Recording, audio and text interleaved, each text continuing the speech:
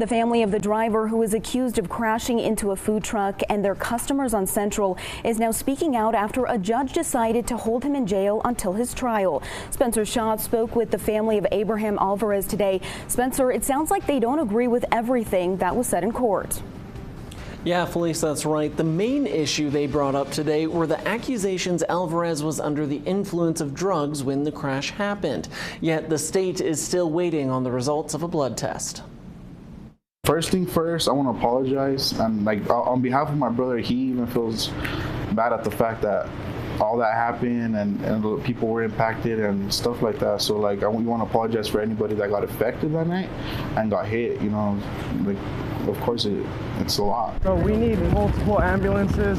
4 people were injured earlier this month when 18-year-old Abraham Alvarez's car spun out and crashed into a line of people near a food truck on Central.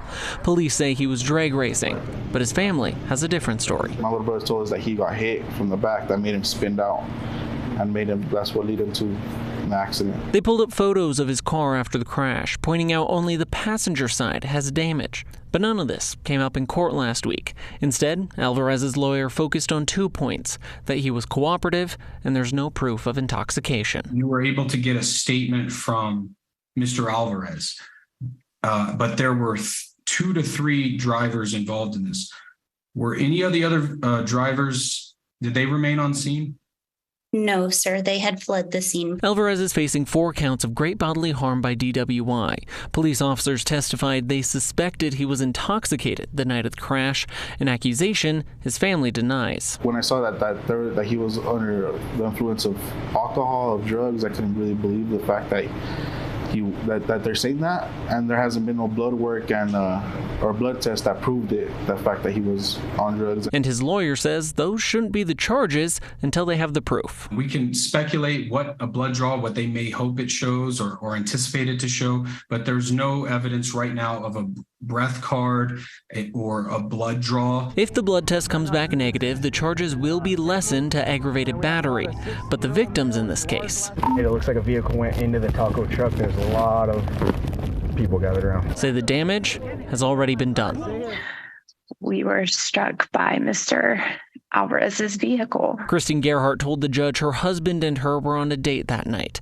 And while she's been released from the hospital with minor injuries, her husband is still in the intensive care unit. And broken ribs, broken jaw, broken pelvis. He's had to say goodbye to his kids prior to these procedures.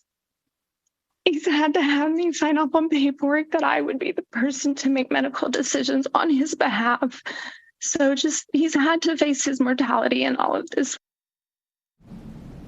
And on top of all of that, both of them getting injured, the crash also totaled the couple's car. So Gerhardt's family has set up a GoFundMe page to help cover both the medical expenses and help buy them a new car. We have a link to that GoFundMe page under this story at KOB.com.